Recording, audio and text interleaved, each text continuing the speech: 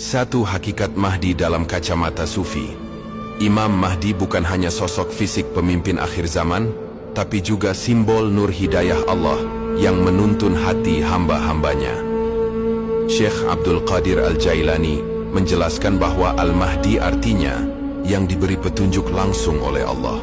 Sehingga siapapun yang fana dan baqa dalam Allah, lalu hidup dalam cahayanya, mendapat bagian dari sir Al-Mahdawiyah. Dua zikir dan Mahdawiyah, zikir yang terus-menerus sampai sirna ego, fana, menjadikan hati lapang menerima af'al Allah, segala gerak Allah.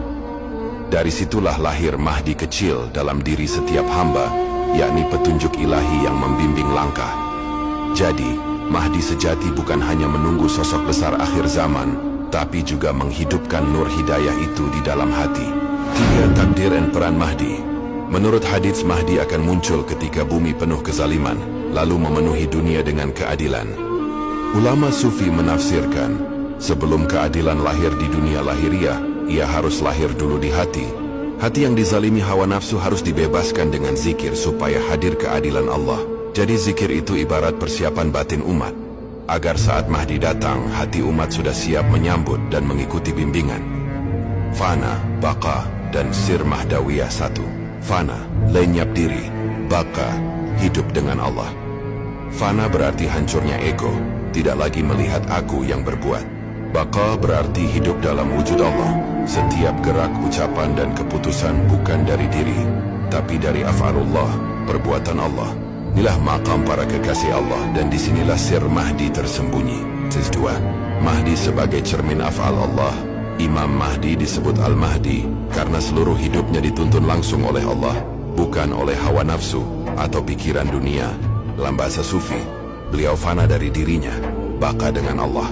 Maka semua keputusannya adalah qalamullah, ucapan Allah yang memancar lewat lisannya. Zikir sebagai jalan Mahdi. Ketika seorang hamba larut dalam zikir hingga hanya Allahu Allah berdenyut bersama nadinya, ia mulai merasakan hilangnya kehendak pribadi. Dari sinilah muncul Mahdi kecil dalam dirinya. Hidayah yang mengarahkan langkah, membedakan hak dan batil tanpa ragu. Maka Imam Mahdi yang besar, yang akan muncul di akhir zaman, adalah puncak dari rahasia ini. Satu hamba yang fana total dalam Allah, lalu Allah menegakkan keadilannya melalui dirinya. 4. Takdir Mahdi dan umat zikir. Rasulullah bersabda, Mahdi itu dari keturunanku.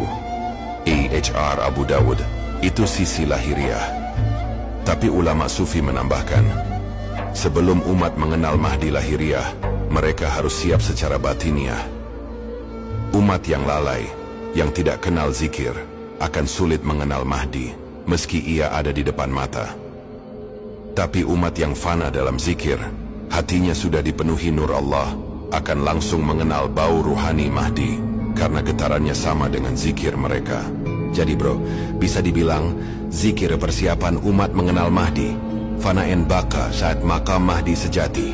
Mahdi, wan cermin af'alullah di muka bumi. Syair zikir Mahdawiyah.